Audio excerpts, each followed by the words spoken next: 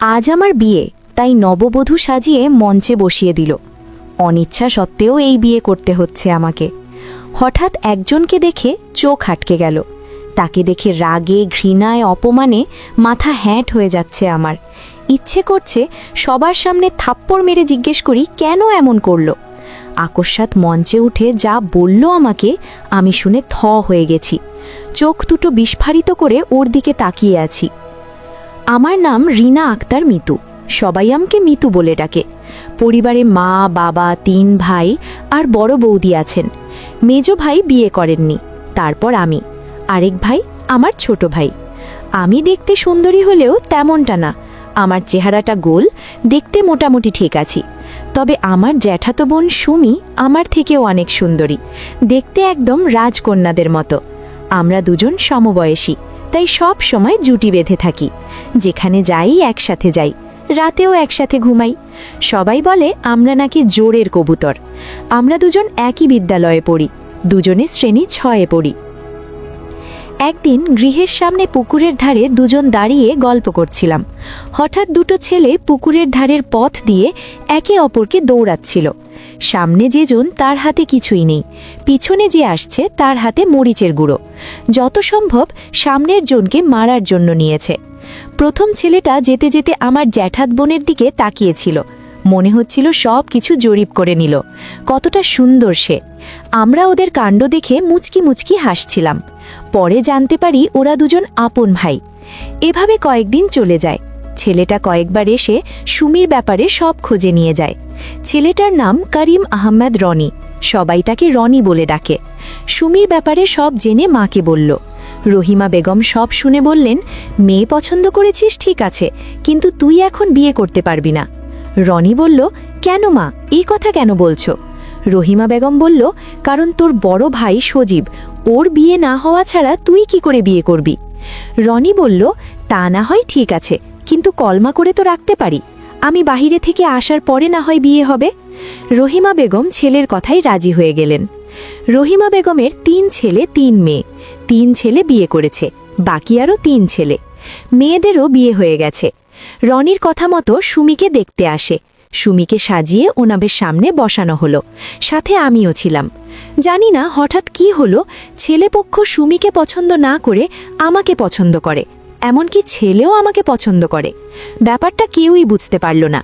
এখন সুমির জায়গায় আমার বিয়ে ঠিক হয়ে গেল ছেলের সাথে। তাতে করে কারোরই আপত্তি ছিল না, কারণ ছেলেরা আমাকে এখন উঠিয়ে নেবে না, এসএসসির পর আমাকে উঠিয়ে নেবে। এসএসসি কমপ্লিট করতে আমার হাতে আরও 5 বছর সময় আছে। এই 5 বছর ছেলে কাতার থাকবে। সব কিছু ঠিকঠাক। আমাদের কলমা হলো। কলমা মানে হুজুর ডেকে বিয়ে পড়ানো, এটাকেই কলমা বলে। এই বিয়েতে কাজী আসে না। যখন আমাকে উঠিয়ে নিয়ে যাবে তখন কাজী আসবে, কাবিননামা রেজিস্ট্রি হবে। আমি তখন ছোট, বিয়ে এসব বুঝি না, শ্রেণী 6-এর ছাত্রী আমি। আমার মাথায় এসব কিছুই ঢোকে না। বিয়ের মাসখানেক পর ছেলে কাতার চলে যায়, চিঠি পাঠায় আমার কাছে, মাঝে মাঝে ফোন করে। আমার মা, বৌদি সবাই কথা বলে, কিন্তু আমি বলি না, কারণ আমার লজ্জা করত। আমার শ্বশুর গৃহে ভালো কিছু রান্না হলে বা কোনো অনুষ্ঠান হলে আমাদের গৃহে পাঠায়, এমনকি আমাদেরকে দাওয়াত দেয়। মাঝে মাঝে আমার জন্য কুরিয়া করত, সাবান, shampoo, cream, scent, cosmetic, makeup আরও অনেক কিছু। আমার শাশুড়ি মাঝে মাঝে আমাকে এসে দেখে যেত। যতদিন যাচ্ছে তত আমি পরিবর্তন হচ্ছি। আমাদের অঞ্চলের পল্লী প্রধান হল নূর মোহাম্মদ তালুকদার। তার ছেলে সজল মিয়া ছিল অঞ্চলের সব থেকে সুন্দর ও হ্যান্ডসাম ছেলে। যে কোনো মেয়েকে পটানো তার বাঁ হাতের খেল। ওর মিষ্টি মিষ্টি কথা আর মুখের হাসি দিয়ে খুব সহজে মেয়েদের বোকা বানাতে পারে। সজল আমার মেজ ভাই নিপুণের বন্ধু, প্রায়ই আমাদের গৃহে আসত। আমাকে দেখলে রোম্যান্টিকভাবে হাসে, আমার সাথে গল্প করে, ভালোই লাগে আমার। দিন দিন আমি সুন্দরী হয়ে উঠেছি। ছোট ছিলাম তাই হয়তো সুন্দরী মনে হতো না, এখন নিজেকে দেখলে মনে হয় না আমার বিয়ে হয়েছে। মাঝে মাঝে তো এটাও মনে করি, কিসের বিয়ে? ছোটকালের বিয়ে, কোনো বিয়ে হলো নাকি? এদিকে সজলের প্রতি আমি দুর্বল হয়ে পড়ছি। আগে সজল মাঝে মাঝে আমাদের গৃহে আসতো, কিন্তু এখন প্রতিদিনই আসে। একদিন সজল আমার জন্যও গোলাপ ফুল নিয়ে আসে, আমাকে দিয়ে বলল, তোমার জন্য নিয়ে এসেছি, নিপুণের কাছে শুনেছি তুমি গোলাপ পছন্দ করো, তাই নিয়ে এসেছি। এভাবে মাঝে মাঝেই আমার জন্য এটা সেটা নিয়ে আসতো। এভাবে ধীরে ধীরে একে অপরের প্রেমে হাবুডুবু খাচ্ছি, কিন্তু মুখ ফুটে বলতে পারছি না। সজলকে দেখে আমি ভুলেই গেছি আমার বিয়ে হয়েছে। এমন একদিন সজল আমাকে বলল, অনেকদিন ধরে তোমাকে একটা কথা বলবো ভাবছি, কিন্তু বলে উঠতে পারছি না, ভয় হয় যদি তুমি কিছু মনে করো। আমি মনে মনে ভাবছি, কিছু মনে করব না, একটা না, তোমার মুখ থেকে 1000 কথা শোনার জন্য অপেক্ষা করে আছি। তুমি শুধু বলতে থাকো আর আমি শুনে যাই।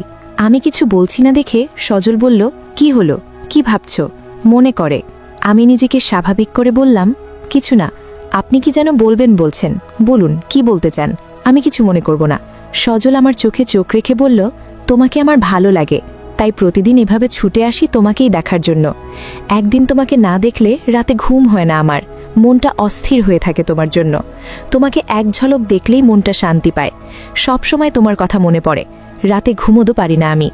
যতক্ষণ পর্যন্ত জেগে থাকি শুধু তোমার কথা ভাবি। এটাকে কি বলবো, ভালোবাসা? আমার মনে হয় আমি তোমাকে ভালোবেসে ফেলেছি, তাই তোমার জন্য এটা অস্থির অস্থির লাগে। আমার কথা বুঝতে পারছো আমি কি বলতে চাইছি? সজলের কথা শুনে চোখ বড় বড় করে তাকিয়ে আছি ওর দিকে। ওর মুখে ভালোবাসার কথা শুনে যেমন অবাক হয়েছি, তেমনি খুশিও হয়েছি। আমার ব্যাপারে সব জেনেও আমাকে ভালোবাসে, এর চেয়েও বড় পাওয়া কি হতে পারে? সজল জানে আমার বিয়ের ব্যাপারে, তারপরও ওর কোনো আপত্তি নেই। তাহলে আমার কেন থাকবে? আমিও যে মনে মনে ওকে ভালোবাসি। সজল আমাকে ওভাবে তাকিয়ে থাকতে দেখে বলল, কি হলো, ভালোবাসবে আমাকে? কথা দিচ্ছি, তোমাকে ছেড়ে কখনো যাব না। এই বলে হাত বাড়িয়ে দেয়। একটি মুহূর্তের জন্য লজ্জা শরম সব ভুলে গিয়ে ওর হাতে হাত রেখে চোখে চোখ রেখে বললাম, আমি আপনাকে ভালোবাসি। আমার কথা শুনে সজল খুশি হয়ে আমাকে জড়িয়ে ধরে। ভালোবাসা কোনো বাধা মানে না, বিবাহিত অবিবাহিত এসব দেখে ভালোবাসা হয় না। ভালোবাসা অটোমেটিক হয়ে যায়, কখন কার জন্য হবে কেউ বুঝতে পারে না। ঠিক তেমনি আমার আর সজলের ভালোবাসা শুরু হলো। এই ব্যাপারে কেউ জানতো না। সজল রাতে আমার সাথে দেখা করতে আসতো, দিনে আসলে তেমন কথা বলতে পারতো না, কেউ দেখে ফেললে সমস্যা হবে। তাই একদিন রাতে সজলের সাথে কথা বলছি আমাদের গৃহের পিছনে, হঠাৎ মালা দেখে ফেলে। তিনি আড়ালে না থেকে একদম আমাদের সামনে এসে দাঁড়ায়। মালাকে দেখে ভূত দেখার মতো ভয় পেয়ে যাই। আমরা দুজন অপরাধীর মতো মাথা নিচু করে দাঁড়িয়ে আছি। মালা বলল, কি ব্যাপার, তোমরা দুজন এখানে কি করছো? সজলকে বলল, তুমি এত রাতে এখানে কি করছো, ব্যাপার কি? কেউ দেখে ফেললে কি ভাববে বলো তো? সজল মালাকে সব খুলে বলে। মালা শুনে ব্যাপারটা ভালোভাবে নিলেন না। তিনি বললেন, তোমরা কাজটা ভালো করছো না। মিতুর অলরেডি বিয়ে হয়ে গেছে, বিয়ের পর মিতু তোমার সাথে প্রেম করছে, এইসব যদি জানাজানি হয় তাহলে মানসম্মান থাকবে? এমনিতেও 2 বছর পর ছেলে আসছে, মিতুকে উঠিয়ে নিয়ে যাবে। এটা শুনে সজল বলল, মালা এমন করে বলবেন না, মিতুকে আমি সত্যি ভালোবাসি, সামনে কি হবে সেটা পরে দেখা যাবে, তবে আপনি এসব ব্যাপারে কাউকে কিছু বলবেন না প্লিজ। মালা, আমার অনুরোধ রাখুন। মালা অনেকক্ষণ চিন্তা করে বলল, ঠিক আছে, কাউকে বলবো না, কিন্তু তোমরা এভাবে দেখা করলে যে কোনো সময় ধরা পড়ে যাবে। আজ আমি দেখেছি, কাল হয়তো অন্য কেউ দেখে ফেলবে। সজল বলল, আপনি যখন সব জানেন তাহলে আজ থেকে আপনি ব্যবস্থা করে দেবেন। মালা বলল, সেটা পরে দেখা যাবে, এখন তুমি যাও। মালার কথা মতো সজল চলে গেল। এভাবে আমাদের ভালোবাসা চলতে থাকে। সজলের সাথে সম্পর্ক শুরু হয় শ্রেণী 8-এর থেকে। এদিকে রনি প্রত্যেক সপ্তাহে ফোন করে আমার সাথে কথা বলার জন্য, কিন্তু আমি বলি না। সবাই মনে করে আমি লজ্জা পাই, তাই কথা বলি না। শ্বশুরগৃহের লোক প্রায় আসে আমাকে দেখতে। সবার সাথে দেখা দিলেও আমার শাশুড়ির সামনে আসতে চাইতাম না, কারণ ওনাকে দেখলে আমার ভয় লাগে।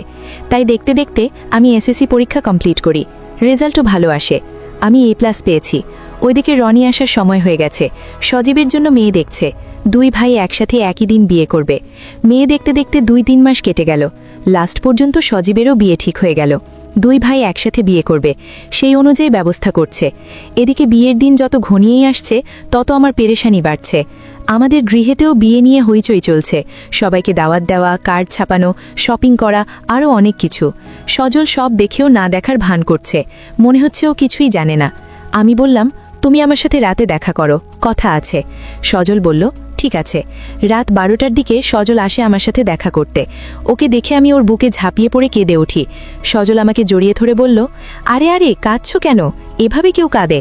আমি বললাম, আমি এ বিয়ে করতে পারবো না, তুমি কিছু একটা করো। সজল বলল, তুমি আগে শান্ত হও, তারপর আমি কি বলি শোনো। আমি চোখের পানি মুছে বলি, বলো কি বলবে। সজল আমার হাত ধরে বলল, দেখো তোমার বিয়ে হয়ে গেছে, এখন শুধু তোমাকে তুলে নিয়ে যাবে। ডিভোর্স ছাড়া তোমাকে বিয়ে করতে পারবো না। আর এমনিতেও আমি বেকার, সবেমাত্র পড়াই কমপ্লিট করেছি। একটা চাকরি না হলে তোমাকে নিয়ে কি খাওয়াবো? আর আমার বাবা কোনোদিনও এ বিয়ে মেনে নেবে না।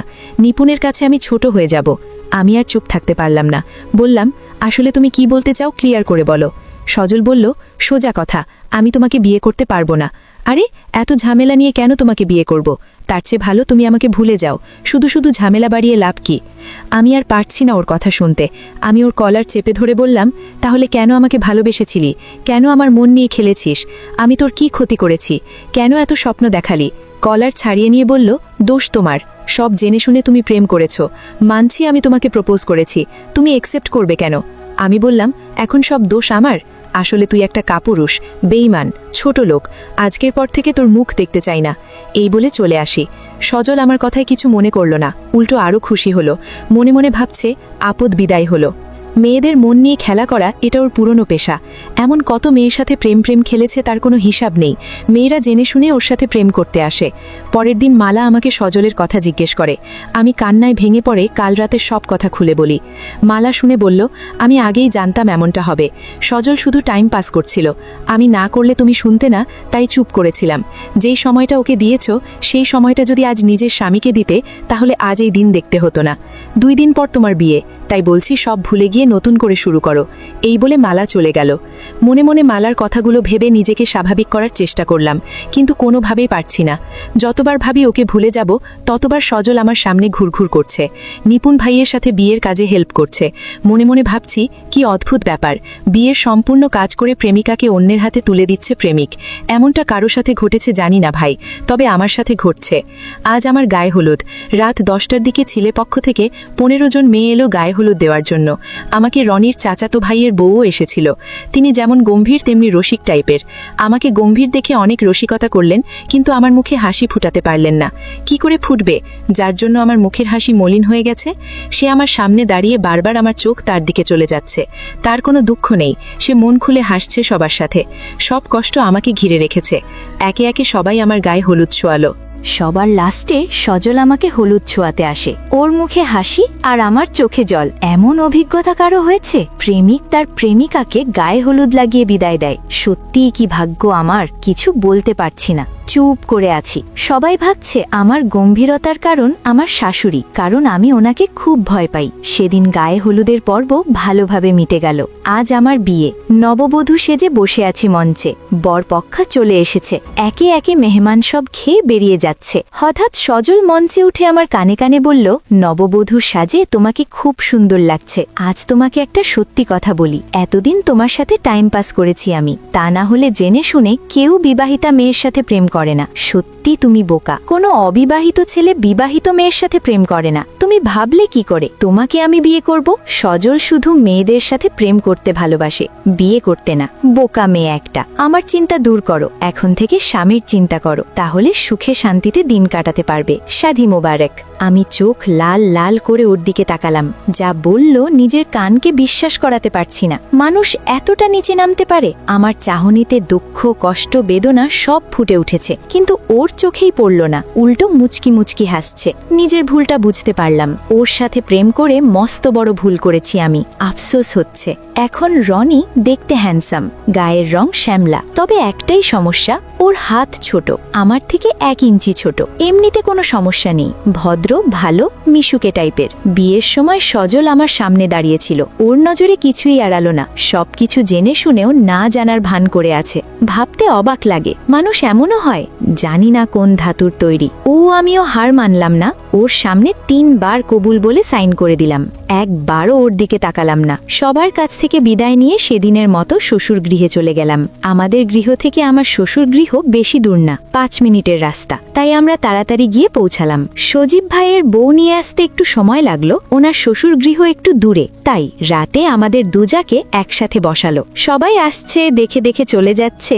গ্রামের গৃহে এমনই হয়। নতুন নতুন বউদের মূর্তির মতো বসিয়ে রাখে আর সবাই এসে দেখে যায়। সেদিন আমাদের বাসর হয়নি। পরের দিন নিয়ম অনুযায়ী পিতৃগৃহ যেতে হয়, কিন্তু আমার শাশুড়ি আপত্তি জানায়, কারণ আজ আমাদের বাসর ঘরে দেবে তাই। সেই অনুযায়ী আজ আমাদের বাসর রাত। আমার যা কাকলি সে মনে মনে এক্সাইটেড, কিন্তু আমি মনে মনে ভয় পাচ্ছি। কি করব? এমনিতেও মনের ওপর দিয়ে এই দুদিন কম ঝড় যায়নি। মনে মনে নিজেকে প্রস্তুত করতে থাকি, সবাই পারবে, আমি কেন পারবো না? আমার সাথে কিছু হয়নি এটা ভেবে কনফিডেন্স বাড়াতে থাকি। রাতে যথারীতি আমাদের বাসর ঘরে দেওয়া হলো। জানি না আমার যা কি করছে, আমি তো ভয়ে চুপসে আছি। রনি ঘরে প্রবেশ করে দরজা লাগিয়ে দিল। আমার সামনে এসে বসেছে, তবে কিছু বলছে না। আমি নেমে এসে ওকে সালাম করে দুধের গ্লাসটা হাতে দিলাম। রনি দুধের গ্লাসটা হাতে নিয়ে আবার টেবিলে রেখে দিল। আমি উঠে গিয়ে খাটে বসলাম। দুজনেই চুপচাপ, কেউ কোনো কথা বলছে না। কিছুক্ষণ পর রনি বলল, আমি জানি তুমি মনে মনে নার্ভাস ফিল করছো, এটাই স্বাভাবিক। একটা কথা বলি, মাইন্ড করো না। আমি তোমার সব ব্যাপারে নজর রেখেছি। আমি এটাও জানি তুমি সজলকে ভালোবাসো। তোমার সাথে বিয়ে হওয়ার পরেরও তুমি অন্য একটা ছেলের সাথে রিলেশনে ছিলে। আমি কিন্তু কষ্ট পেয়েছি। চাইলে এই বিয়েটা ভেঙে দিতে পারতাম, কিন্তু আমি এমনটা করিনি, শুধু তোমার মুখের দিকে তাকিয়ে। সজল তোমার সাথে টাইম পাস করেছে, তবে আমি না। আমি তোমাকে সত্যি ভালোবেসেছি। আমি ইচ্ছে করলে ব্যাপারটা সবার সামনে তুলে ধরতে পারতাম, কিন্তু তোমার মান সম্মানের কথা চিন্তা করে এমনটা করিনি। বয়সের দোষ, সবাই এরকম একটু একটু করে, এটা ভেবে মনকে বুঝ দিয়েছি। এখন তুমি আমার স্ত্রী, আশা করব সামনে এমন ভুল কখনো করবে না। এই বলে রনি চুপ হয়ে গেল। আমি নিজের ভুলটা বুঝতে পেরে ছুটে এসে রনির পা জড়িয়ে ধরে বলি, আমার ভুল হয়ে গেছে, আমাকে আপনি মাফ করে দিন। আর কখনো এমন ভুল করব না। রনি আমাকে উঠিয়ে চোখের পানি মুছে দিয়ে বলল, মাফ করে দিয়েছি তোমাকে, কান্না বন্ধ করো। এই রাতে কেউ কান্না করে পাগলি? এই রাতে শুধু একে অপরকে ভালোবেসে কাটিয়ে দেওয়ার রাত। এখন তো তুমি আমার স্ত্রী। আমি জানতে চাই, আমার অধিকার আছে তোমাকে বুকে নিয়ে ভালোবাসার। আমি মুখে কিছু বললাম না, শুধু উপর নিচ মাথা নেড়ে সম্মতি জানাই ওকে। আমিও নতুন করে বাঁচতে চাই ওর সাথে। আমার সব অপরাধ মাফ করে দিয়ে যে আমাকে আপন করে নিয়েছে, তাকে আপন করতে আমার বাধা কোথায়? আমরা একে অপরকে জড়িয়ে ধরি পরম তৃপ্তিতে। সারা রাত ভালোবাসায় ভেসে যাই। রনি আমাকে খুব ভালোবাসে। শুরু হলো আমাদের সুখের সংসার। বর্তমান আমাদের 1 মেয়ে 2 ছেলে। আপনারা কি ভাবছেন? আরে আমার না, যাদের কাহিনী শুনছেন তাদের। এটা একটা বাস্তব ঘটনা। যাদের ঘটনা আমি আপনাদেরকে শোনালাম তারা আর কেউ নয়, আমার দুঃসম্পর্কের আত্মীয়, আমার মামা মামি হয়। তাদের বিয়েতে আমি উপস্থিত ছিলাম। শুধু তা না, মামির জন্য প্রায় ওনাদের গৃহে খাবার নিয়ে যেতাম। সজল, সেও আমার মামা হয়। সজলের অনেক প্রেম কাহিনী আছে, শুনতে চাইলে কমেন্টে জানাবেন। গল্পটি কেমন লাগলো সেটাও কমেন্টে জানাবেন। আজকের গল্প এখানে সমাপ্ত। আশা করি গল্পটি আপনাদের ভালো লাগবে। যদি ভালো লাগে তাহলে লাইক, কমেন্ট এবং সাবস্ক্রাইব করে আমাদের সাথে থাকুন। সবাই ভালো থাকবেন। আল্লাহ হাফেজ।